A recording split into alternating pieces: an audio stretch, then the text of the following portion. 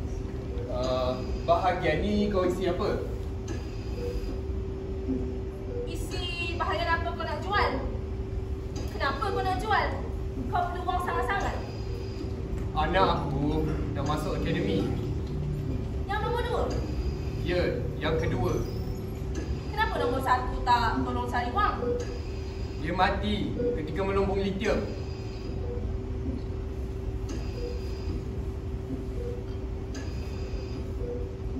Aku tak nak jual semua macam kau. Kalau aku jual semua, tak ada orang nak jaga bapak aku. Kenapa kau tak jual bapak kau?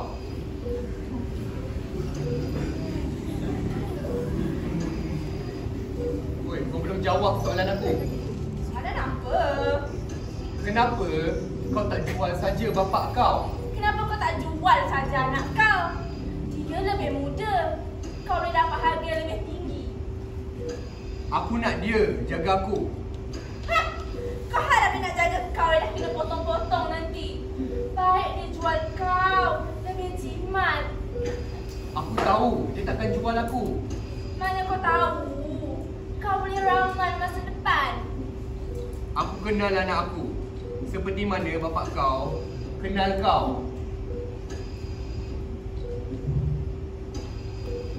Sebenarnya bapak aku pun macam kau. Dia pun dah jual sebahagian anggota tubuhnya. Bapak aku dah jual buah pinggang, hati, kedua belah mata, kedua belah kaki. Dan sampai sekarang bapak aku masih menjual darahnya. Untuk apa? Makanan dan tong oksigen. Mak kau? Tak ada. Kiranya anak haram lah. Bukan. Aku nak tak menguji.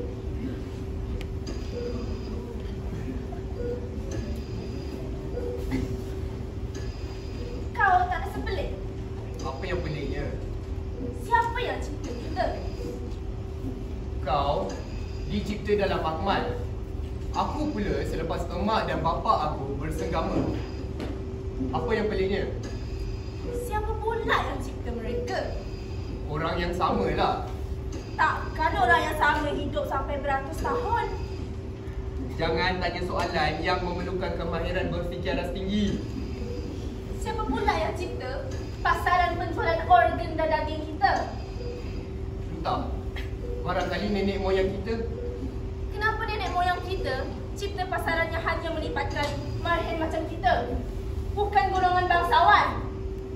Kita jual kerana kita tak cukup oksigen, tak cukup makanan. Kita perlu wang untuk beli semua tu. Bangsawan tak perlu wang. Mereka dah banyak wang. Dari mana mereka dapat wang yang banyak? Tak. Harta pusaka barangkali. Aku dengar sampai berbilion dan trilion harta orang bangsawan ni. Jadi kau setuju? Mereka tu tak perlu bersusah payah menjual macam kita. Lepas tu, mereka makan organ dan daging yang kita jual pula. Setuju atau tidak bukan persoalan. Inilah kitaran kehidupan kita sekarang. Apa yang boleh kita buat? Dah kenapa pula aku bertekak dengan kau ni? Sudahlah. Tak mau cakap dengan kau. 3, 7, 4. Lambat lagi ke?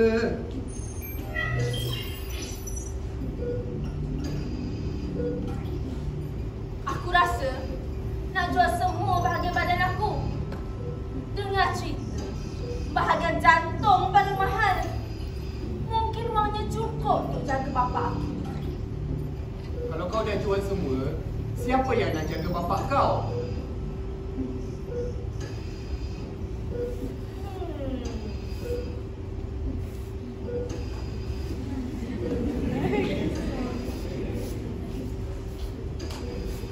Apa kata aku bayar kau? Untuk jaga bapak kau? Ya, Kau dah gila? aku tak gila. Badan aku pun sihat. Kan badan tanpa penyakit itu saja pelabaran kita. Aku tak nak.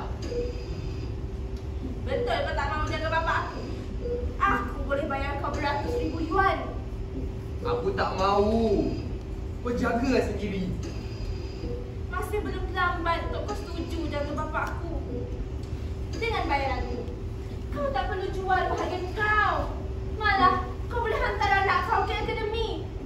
Kau boleh lihat anak kau membesar. Ish! Kau jangan buat aku gundah gulana. Agaknya lah kan, nenek moyang kita dulu pun terpaksa menjual organ dan daging untuk hidup masa kita. Aku dengar dulu, mereka tinggal di planet biru bernama Bumi. Dan mereka tak makan daging manusia. Habis tu, mereka makan apa? Entah. Katanya benda yang mereka panggil flora dan fauna. Benda tu tak ada di sini. Aku tak tahu. Ini pun aku dengar cakap-cakap orang tua. Maksudnya, kita bukan berasal dari mare. Ish, aku tak tahu. Pasti kehidupan ini suatu pembohongan. Kehidupan ini reality. Pembohongan. Reality. Tidak ada realiti yang memaksa manusia memakan anggota tubuhnya sendiri. Tidak ada realiti yang memaksa manusia memakan anggota tubuh manusia lain demi keenakan gastronomi. Buka mata kau luas-luas, ha? Inilah realitinya. Kalau betul ada planet biru bernama Bumi tu, entah-entah sekarang sudah hancur musnah. Entah-entah, kita ni cuma tikus makmal yang dipaksa hidup untuk mengorek litium di planet jahanam ni. Mari bukan planet jahanam. Mari tanah tumpah darahku. Apa yang kau tahu, ha? Budak tabung uji. Sekurang-kurangnya, aku tidak keluar ikut. Aku tak keluar ikut apa, ha? Hei! Sial! Ya! Kurang ajar punya tabung uji. Ha? Habiskan kata-kata kau. Ha?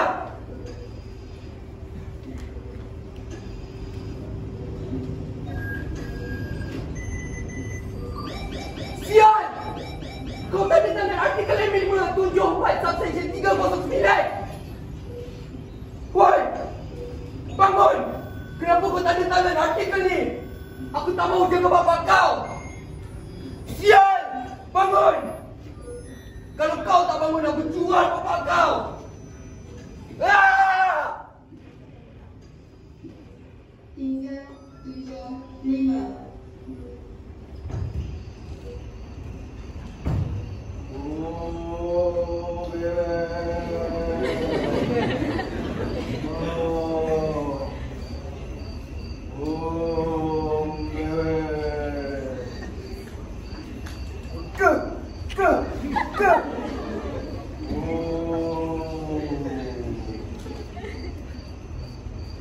Ya, macam tu. Tahu-tahu tak ada jin pun. Itulah.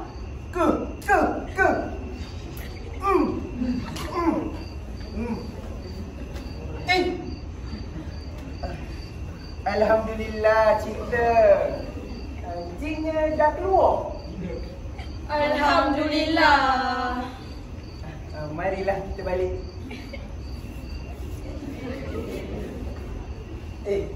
Tunggu apa lagi? Angkatlah. Mari kita balik. Wah, ini baru nampak. Biasa-biasa je.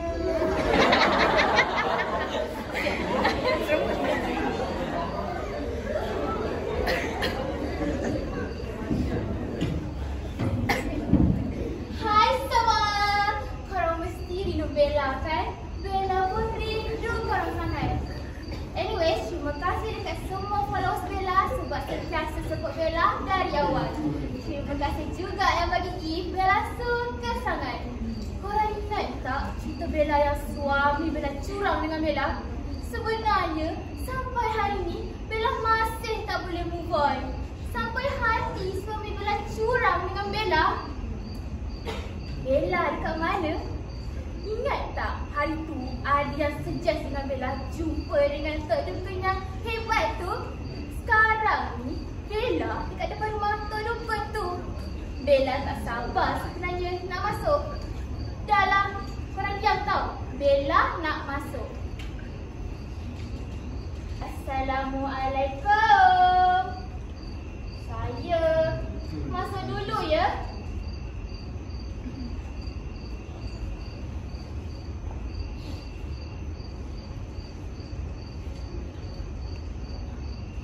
Korang bila rasakan Tok Dukun ni memang hebatlah.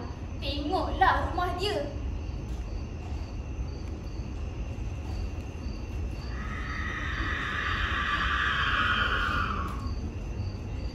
Korang dengar tak? Bella tak dengar seorang kan? Okeylah, Tok Dukun tu dah sampai. Bella end dulu, okey? Bye-bye.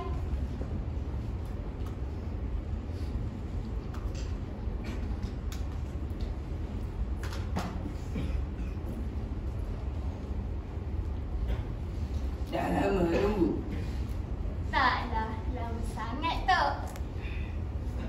Maaflah, pesakit tadi susah sikit nak diubatkan. Jin masuk dalam badan. Degil pula jin tu. Jin tu dah keluar ke? Dah, tu paksa dia keluar. Dah menumpang tubuh secara haram. Nak keluar pun minta macam-macam. Tok ikut permintaan jin tu. Hoi, Tok tak ikut.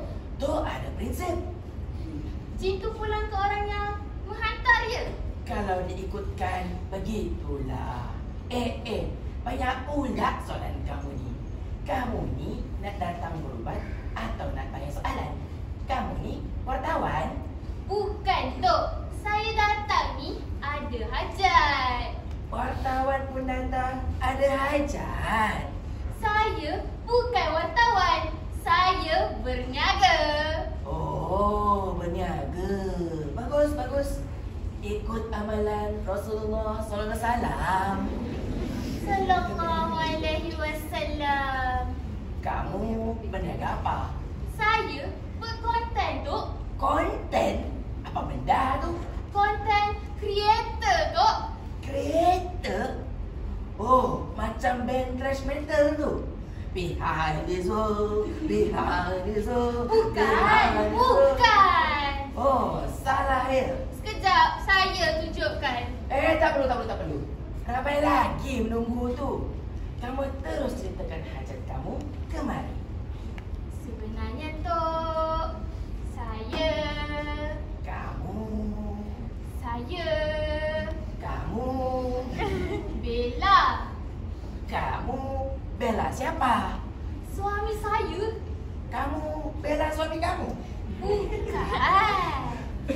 Kamu peguam? Saya bukan peguam. Habis tu perihal suami kamu? Tok salah faham ni. Nama saya Bella. Cakap tu biar jelas.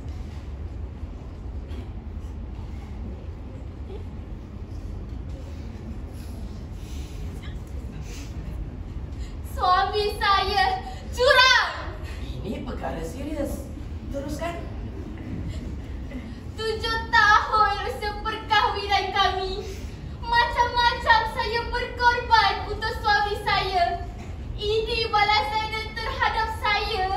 Ish. Tak patut.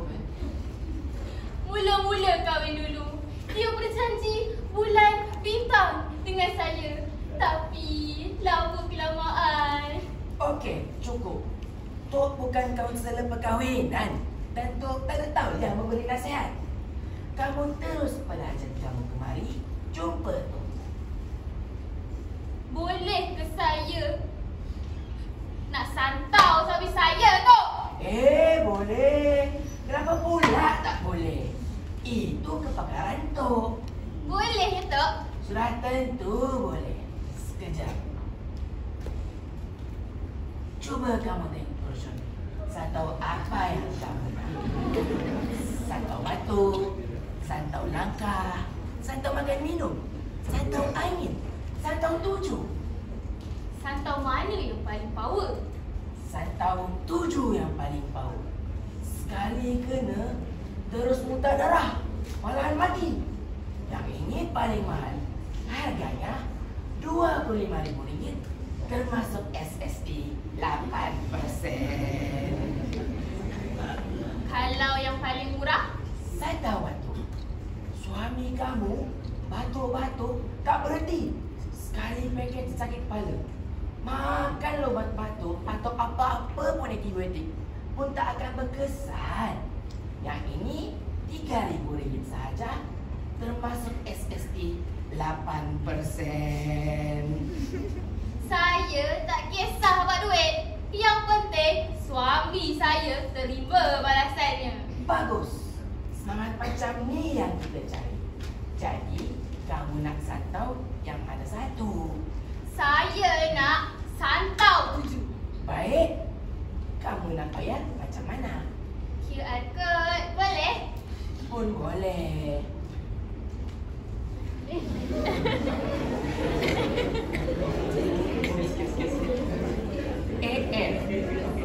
Kamu boleh pindahkan terus RM25,000. Tak boleh tu. Kalau saya bayar deposit RM250 dahulu, boleh? Pun boleh. Tanda jadi. You have received 250 ringgit. Baik, Tok akan buat persiapan dahulu. Minggu depan kamu datang bawa duit bagi. Tok akan buat kerja santau suami kamu tu. Baik, Tok. Lupa pula nak tanya nama suami kamu. Apa namanya? Alif, Tok. Alif? Kamu Bella? Alif dan Bella. Baik, jangan lupa minggu depan ya. Kamu dah boleh pulang.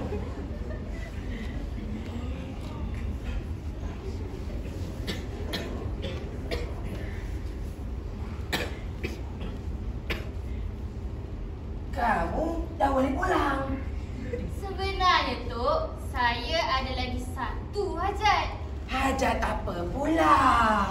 Suami saya ni gila bola. Saya nak minta Tok santau pemain bintang pasukan kegemaran suami saya. Apa? Kamu tarik balik kata-kata kamu. Kenapa, Tok? Pantang untuk menyantau orang yang tidak kena mengena. Tapi ini ada kena mengena, Tok. Suami saya memang gilakan pemain ni. Suami kamu bernafsu songsam? Bukan. Suami saya memang curang dengan perempuan lain. Tapi dia terlalu obses dengan pemain yang seorang ni. Saya nak dia terseksa melihat pemain kesayangan dia tu sakit. Minta maaf lah. Tok tak boleh buat macam tu. Tok ni ahli jawatan kuasa, bomoh dan dukun se-Malaysia. Kami ada piagam yang perlu kami patuh. Antaranya inilah. Kami tidak boleh menyantau orang yang tidak kena mengena dengan pemohon. Tolonglah. Bolehlah, Tok. Apa bezanya Tok santau suami saya dengan Tok santau pemain kesayangan suami saya? Dua-dua kalau berdosa. Biasanya Tony ada maruah dan integriti. Tapi Tak ada tapi. Kalau kamu nak aniaya pemain tu, kamu umpahlah orang. Pukul dia kah, corak asid kah, tu tak kisah. Asalkan kamu tak guna hikmat santau tu. kalau saya bayar sekali ganda, Tak nak. 2 kali ganda, Tak nak. 3 kali ganda. Tak nak. Tu takkan melanggar prinsip hidup demi wang. Tolonglah, Tok. Kamu jangan cari pasal. Di bawah program transformasi kerajaan 1.0 dan 2.0 melalui bidang keberhasilan utama negara NKRA, rasuah mesti dihapuskan sepenuhnya untuk menggunakan kos menjalankan perniagaan serta menghapuskan ketidakcekapan dalam sistem. Apa ni, Tok? Saya nak minta Tok santau orang, bukan nak bercakap tentang integriti dan rasuah. Tok nak santau suami kamu. Itu dah cukup. Kamu jangan minta Datuk buat sesuatu yang melanggar peraturan. Kerana orang seperti kamu lah, masyarakat terus berfikir bahawa rasuah masih memburuk. Ini terbukti dalam kajian antarabangsa seperti Barometer Rasuah Global dan Indeks Persepsi Rasuah. Tony, kecoh lah. Yang buat dosa satu orang tu tak nak ambil peduli pula. Tok hanya memenuhi permintaan pasaran. Di mana ada demand, di situ ada supply. Yelah.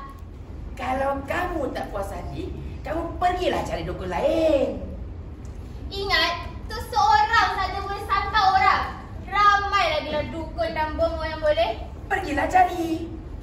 Tok, sungguh-sungguh ni. Kamu ingat aku lapar sangat nak makan duit kamu. Baik, saya pergi. Tapi sebelum tu, pulangkan dulu deposit saya. Mana boleh. Deposit kamu kira hanguslah. Penipu! Tipu celah mana. Kamu baca brosur ni. Saya tak peduli. Pulangkan duit saya. Tak nak.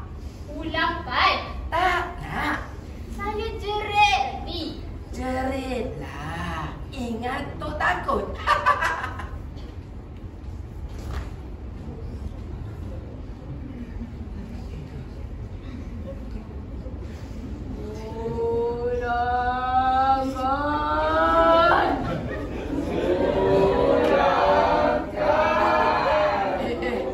Kenapa? Lain macam pula ni. Sana. Jangan dekati aku. Sana.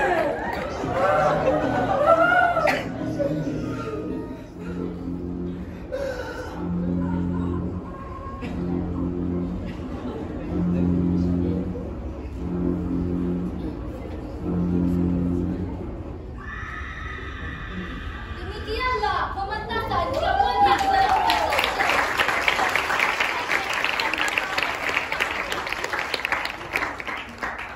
Para hadirin yang dihormati sekalian, selesai sudah persembahan kita pada malam ini.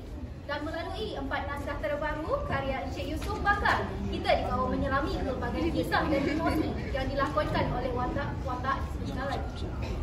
Setiap cerita bukan sekadar hiburan tetapi juga membawa pengajaran dan nilai murni yang boleh kita aplikasikan dalam kehidupan seharian. Semoga pengalaman menonton teater pada malam ini memberi inspirasi dan membuka mata kita tentang pelbagai perspektif kehidupan. Terima kasih kerana hadir dan memberi sokongan kepada seni teater tempatan. Sampai jumpa di persembahan akan datang. Sebagai penutup malam yang bermakna ini, izinkan saya memanggil ke hadapan mereka yang telah bertungkus lumus bagi menjayakan pementasan teater yang bernasab 4 cerita kompilasi teater pendek Yusof Bakar. Izinkan saya memperkenalkan barisan pelakon. Pertama, naskah Cinta Kenangan Silam, Saudari Syazina Natasha.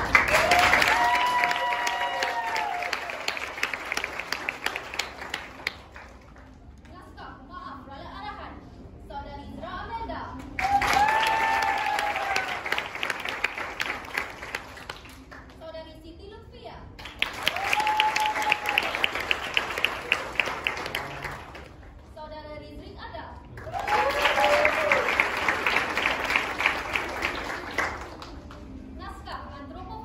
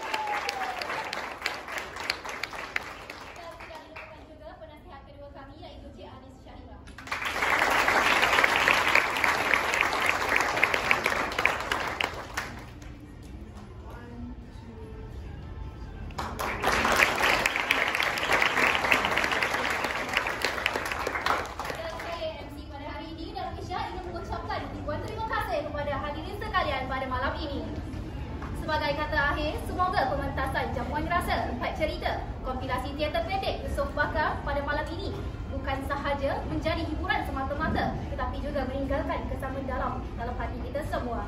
Sebelum kita berakhir, izinkan saya memberikan serangkap pantun. Merdu bertingkah alunan suara, kadang tak sedar tersilap kata. Andai terlanjur patah bicara, serendah hati kemaafan dipinta. Dengan itu, saya sudahi pementasan pada malam ini dengan ucapan terima kasih dan selamat malam.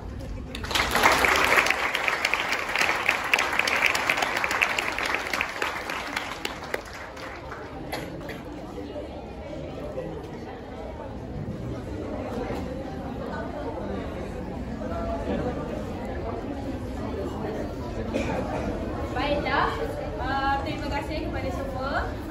Sekarang kita akan buat sesi bergambar. Untuk penonton yang berada di belah kiri atas kursi boleh bangun dan berdiri ataupun nak duduk rapat ke tengah. Kita nanti tak nampak nanti.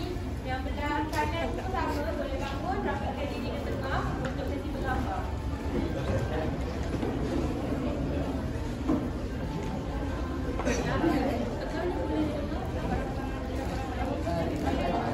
Yang tengah ni minta tolong untuk yang bahagian tengah rapat ke tengah lagi. Kita squeeze ke sini.